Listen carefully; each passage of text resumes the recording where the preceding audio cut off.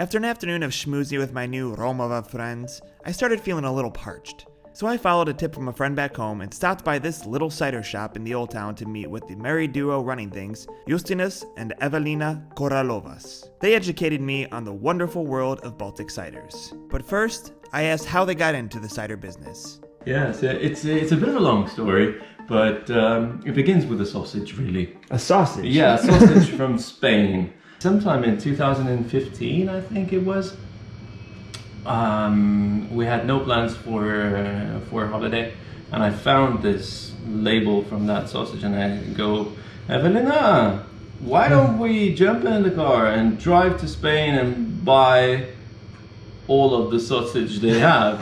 And she goes, yeah, let's do it. And of course, when you're crossing through Europe into Spain, you have to cross northern France, which is Normandy, which is the one of the classic cider destinations. So we get introduced to ciders there, also discover the ciders in north of Spain, and from then on we discovered the world of cider. And then a couple of years later we thought, great, cider traditional spaces are there, but we grow here in Lithuania, in Latvia, in Estonia, in the region in general. We grow so many apples, and how come cider is not, a big thing? Maybe we should try and research that. And we actually found already quite a few cideries in Latvia and Estonia. So yeah, from then on we just got involved. So what makes a Baltic cider a Baltic cider? Is it that the apples are grown here, or is there some other little secret Baltic-ness to it? Absolutely, of course. We have our own apples.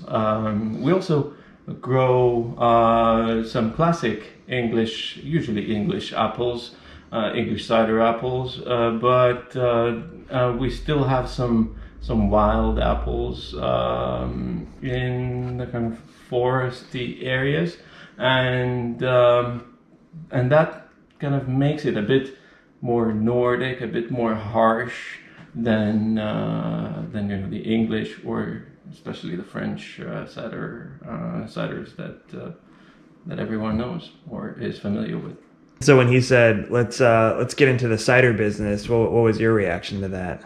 Actually, we talked about it about a few years, and after 2 years, I think, I said, okay, I just quit my job and I will open a cider store. So I think for a moment Justinas was shocked a little bit, but after that he said, great, let's do it. Before we started the tasting, I asked Justinas to take a step back and tell me what cider actually is. Cider, to define it pretty technically, is just light apple wine. Okay. Which is what makes it as exciting as wine, and especially in like young cider cultures like ours, it makes it even more exciting because we can experiment, we can do many things, and try and find our own way.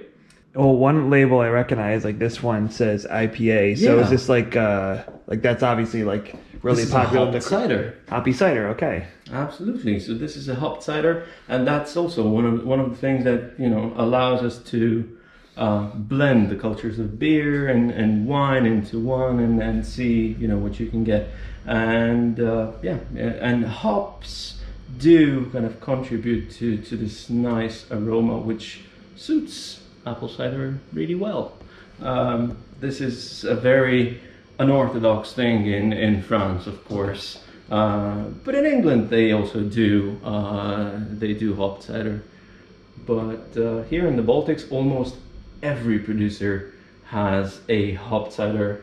After that little Baltic Cider 101, it was time to finally taste some of the good stuff. Justinas started us off with a cider from central Estonia.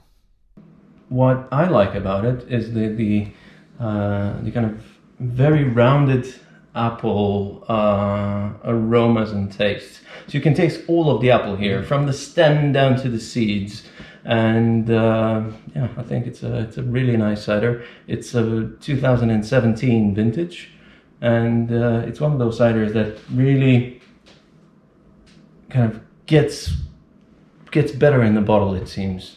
Like in wine, you're supposed to do the nose too. Yeah, Absolutely. give it a nose. Give it a nose.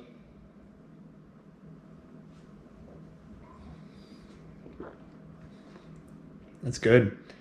You know, I absolutely love apples, so cider would presumably be up my alley if I just knew anything about it. But that's Yeah. really good. And how much alcohol is usually in a cider? Usually in a cider, or usually in a Baltic cider? In a Baltic cider. I would love to know, like any differences. Yeah, because usually, Normandic or the French ciders are usually pretty low in alcohol. So 3, 4 is usually the Percentage. is the percentage. While in the Baltics, we usually go around 5.5 to 6, I would say, something like that. You just prefer more alcohol in it in the Baltics compared to the. Not trying to paint the Baltics as drunks, but if that's a characteristic, is there any reason why there is more alcohol? Is it purely just the way it's produced and that's what you get here, or is it because people in Latvia, Lithuania, and Estonia specifically prefer, I want a little bit more alcohol in my cider? No, it's not that they specifically prefer. I would even say that oftentimes they would prefer a bit less. But then that would mean the drink would usually be a bit more sweet. And they would prefer drier but less. And that is usually the balance. And yeah, somewhere around 5 is probably just right. Yeah, I certainly don't mind. Easy now, you booze hound. If you're still unsure about cider, Justinas recommends signing up for a tasting yourself. As he puts it, there's a cider for everyone. Next time I go out for a jaunt around the Republic of Ujipis and then dive into Litvak Jewish cuisine.